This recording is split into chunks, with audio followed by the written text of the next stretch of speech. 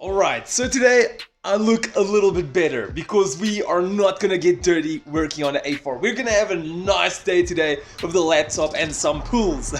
So basically what I'm gonna do today is I wanna check my ignition retardation and I wanna check my throttle open position.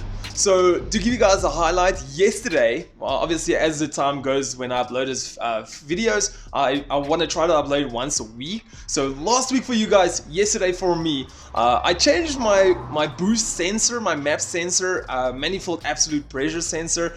Guess what? It fixed the boost problems in the 8.4. So I believe that the overboosting was the reason why I had ignition retardation in the first place. So basically, we're gonna check today if there is still ignition retardation problem. If there is, it means that, okay, I fixed the boost problem. Now it means I need to fix the ignition retardation problem. If the ignition retardation is 0 today, I'll explain it later to you guys when I go through the logs. But if it is 0, I'm gonna go drink a milkshake. Never mind a beer, I'm gonna go drink a milkshake.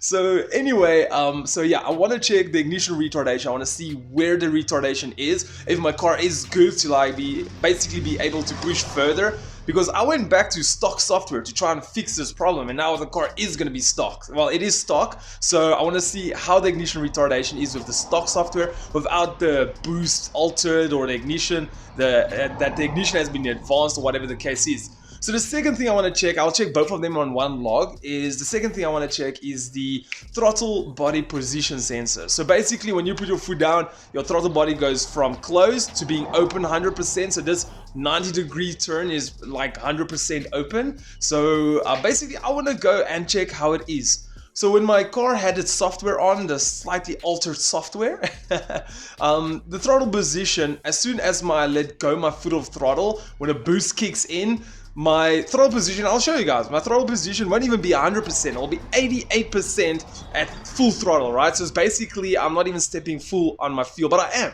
So the car is, so wait, there's more to it. I just want to explain it quickly to you that the car has got a safety feature that when it overboosts, to avoid more boost coming in, it just closes the throttle body to obviously allow the amount of air going into your car. So as soon as the car kicks boost in, it goes from 88 to like 40%. So that's basically when the boost kicks in, as I remove my foot more than halfway off throttle. So actually my foot is down, but the car can obviously handle it without it. So we're gonna go and test those two things, ignition retardation and our throttle body. So we want our throttle body obviously to set open 100%, which I think it is. I'm really curious to see about the ignition retardation. I just want to make sure that everything in the car is okay, because if we're going to start pushing it now, there's not going to be any limits. Then I know we've got 0 retardation. We can push the car until we see some knock, and we know we can just back off a little bit, you know? So I think the car is going to be much faster than it was. Like I told you guys with the throttle body open position, basically when I was at high RPMs, my throttle body close to 60%. That means like, if I win a race, I won you on 60% throttle. That is scary. So even like I told you guys, the car feels much better. I'm so happy about it. Car is boosting about 150 RPMs later, but I think it's because obviously back then I had software on, so it's been altered a bit to be more responsive and all of those kind of things. So anyway, I'm talking too much. Let's get into the car and let's set everything up. Okay, so here we are. We're quickly gonna do the pull. I've set the laptop up. We have set the laptop up already. We're gonna quickly go into drive mode. We're gonna go into third gear. 1, 2, 3. I'm gonna say start. There we go. Foot to the floor. Okay, car kicked in about at 3,000.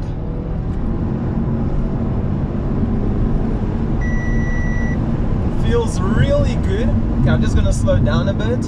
So the road that I did go on now, I'm actually kind of like, why did I choose this road? Sorry, the screen is shaking so bad. I was like, why did I choose this road? Because it's a very bad road. You guys can just see this entire thing shaking. So basically when the road is so bad, your sensor can pick up noises and it can also see it as knock. But I don't think it was that bad.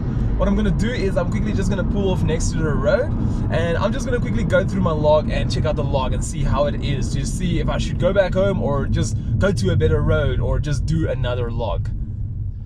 Okay, so universe, I'm very sorry. I told you guys we're not gonna get dirty in this episode. My hands doesn't look too dirty, but you guys can see, like, yeah, it's a little bit dirty.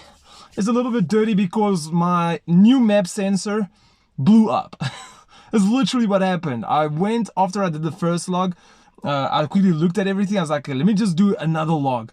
You know, just to do another log. As soon as I put my foot down, yeah, the car was just like not pushing, like pulling at all. It was like picking up boost, and all of a sudden, just like oh, boom, boom, boom. The whole car shaked. Engine light came on. My stability light came on. Everything. I was like, oh crap, what the hell?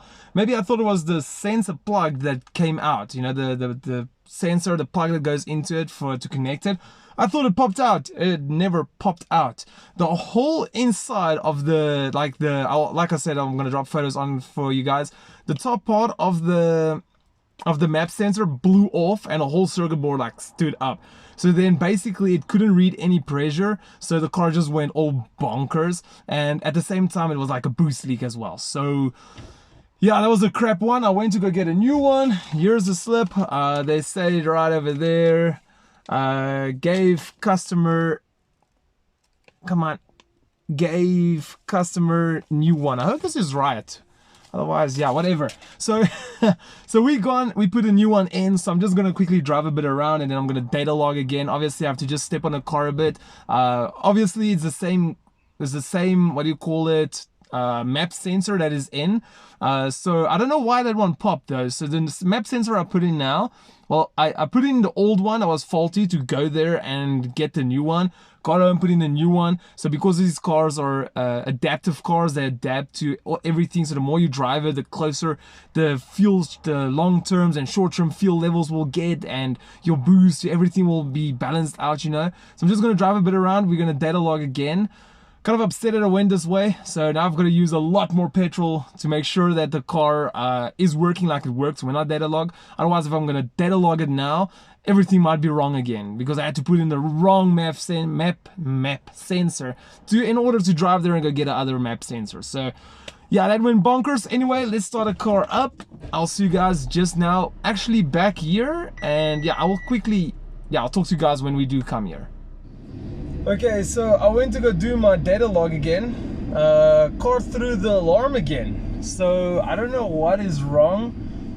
In the map sensor, there's usually like that small piece, like a plastic piece that moves up and down. Let's feel. Nope, there it throws it again. Car feels much weaker as well. Yeah, parking brake malfunction. So yeah, something is not right. I don't know if it's like, yeah, the map sensor's got like a small plastic thingy on the inside that moves up and down. I think it's like as the boost is pressing it, it press like on a button or something. So yeah, now it's just nada, absolutely nada. So I don't know if the new boost sensor I got is faulty. This is so annoying. Okay, so to give you guys an idea, this is what happens. The entire top cover over here just pops off. So we've got this little circuit board. There we go, I can zoom in a little bit. This circuit board just popping up like this in your engine bay, and the cover blew off. So yeah, there's basically a hole through it now. So this is a boost leak, and that's probably why the car is shaking and is getting incorrect readings. So I got the other one in. Let's quickly take it for a test. Alright, so I'm quickly gonna start the log. First gear, second gear, third gear. Let's push it.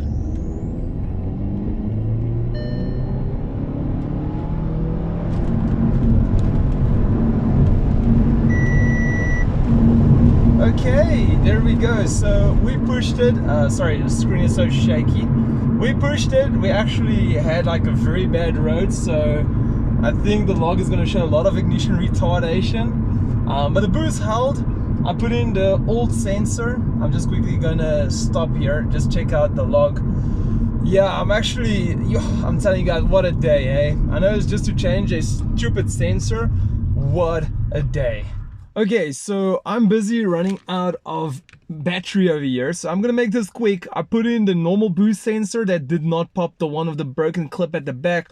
What a day. I'm actually so annoyed. So I'm busy talking to the people where I bought these spares from. They're gonna investigate to see what's going on, so hopefully in the near future we'll have some feedback of that. But I quickly went and did a quarter-mile pull. Guess what? I got 15.3 seconds, the 200 meters in 9.9 seconds. So basically 10 seconds to do 200 meters and an additional, oh, there goes my brightness. Anyway, so hopefully the video will still be okay, because I'm still taking a video at the back. It's going to be a little bit difficult for me to see. But anyway, so I did the quarter mile in 15.3 seconds. Just to let you know, with my altered stage 1, I got 15.1. So basically with stock software, with just my boost fix, I'm making about the same I made with my stage 1. So imagine if I did stage 1 now, how much better it will be. So what we're gonna do is we're quickly gonna go, I think, let's just quickly go back here. I'm just gonna say done, so that can disappear. It's fine, we can just close that. All right, so here is my pool. Once again, I'm gonna struggle a little bit to see here. It's like kind of went dark here. So this is my throttle position. It stayed 88% the whole way.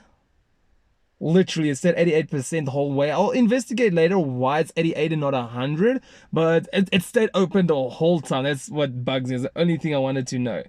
So this is my specified boost value. Obviously, your charge air must run on it. So you can see it did overboost a little bit by, what is that? 87.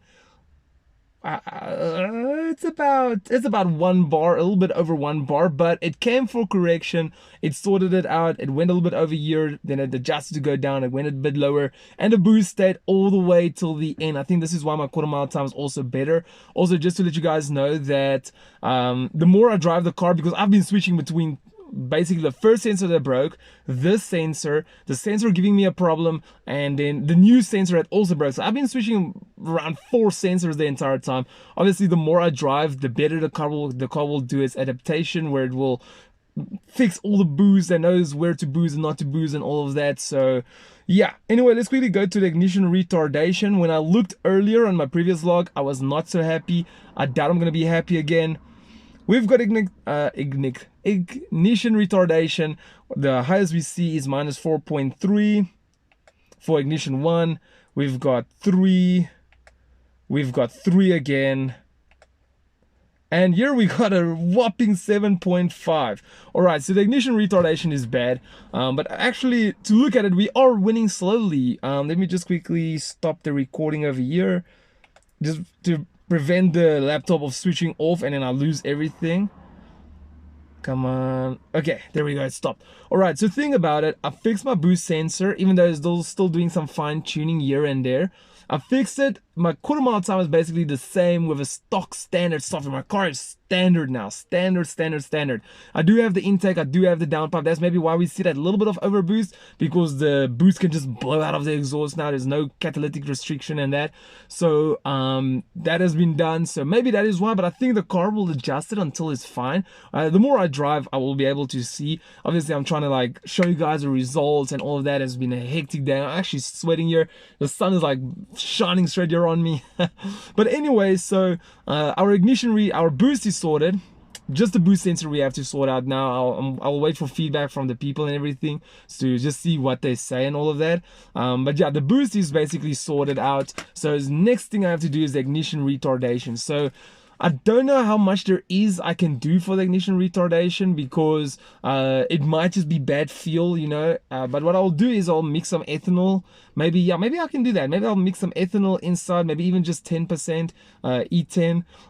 So I think we purchased like an 85 E85. We'll just mix it so it can get to about E10, and then I'll do a few pulls. I'll drive the car a little bit around. I'll see to get that ethanol in the going, and then I'll see what the ignition retardation does. If the retardation just drops, then I know the fuel here in our country is just horrible. Okay, I think already it's horrible, but I can also put back my stock air filter, because we have to remember I've got a cone filter. Yes, it's got a heat shield, but I still believe it's pulling the heat in from the engine and from the exhaust itself that is right there below it. So I think with the air filter, it suck more air in from outside. Also, it is freaking hot today. It's winter, but it's like, I couldn't see now. Let me put my ignition on.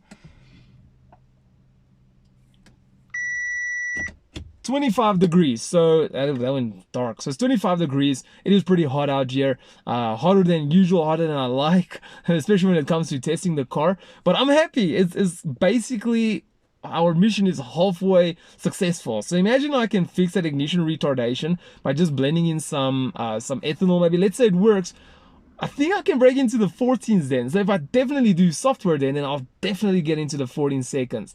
That will be awesome. That was my goal. That, if you guys have been following, that's my goal, is to just get out of this horrible 15 seconds.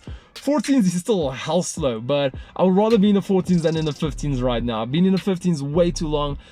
So yeah, there's gonna be, I will be so happy if we can go into the 14s. But anyway, I'm gonna drop this video right over here. Thank you so much for everyone watching. I don't know what I'm gonna do. I'm gonna go jump in a swimming pool. Hell no, it's winter. I'll see you guys in the next one, but for now, peace out.